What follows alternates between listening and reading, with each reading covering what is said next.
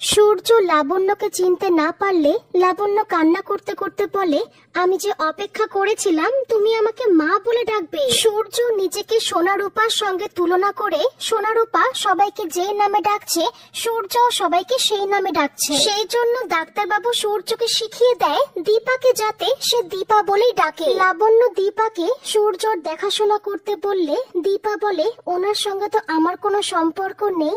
তখন লাবণ্য বলে, আমি জানি তুমি এখন আর ওর স্ত্রী নও, কিন্তু ও যে তোমার মধ্যে অনেক ভরসা খুঁজে পেয়েছে। আমার ছেলেটা একেবারে শিশুর মতো হয়ে গেছে, তুমি চলো দীপা, ওই বাড়িতে তোমারও তো অধিকার আছে। তারপরে লাবণ্য আর দীপাকে সূর্যর কেস হিস্ট্রি বুঝিয়ে দেয়। অন্যদিকে কাকাই জয় আর উর্মিকে বলে, সূর্য আমাদেরকে যে নামে ডাকুক না কেন দীপাকে যেন মা বা অন্য কোনো নামে না ডাকে, সেজন্য আমাদেরকে দীপাকে অন্য নামে ডাকতে হবে। এরপরে দেখা যায় সূর্য যেই রুমে ছিল সেই রুমটাকে কেউ তছনছ করে খুঁজেছে।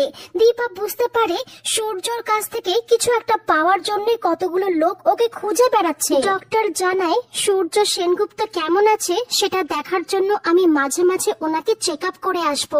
এরপরে সূর্যকে নিয়ে সবাই গাড়িতে উঠবে।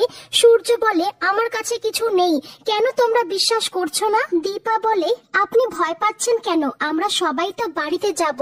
এইদিকে সূর্য চলে যাওয়ার পরে একজন গাড়িতে করে লোক এসে এটা দেখে ফেলে যে সূর্য বাড়িতে গেছে। এইদিকে সূর্য বাড়িতে আসবে বলে গোটা বাড়িটাকে সুন্দর করে সাজানো হয়েছে। সূর্য বাড়িতে আসলে কাকিয়া যখন সূর্যকে বরণ করবে তখন সূর্য এমনই অদ্ভুত আচরণ করে যেটা দেখে কাকিয়া চমকে যায়।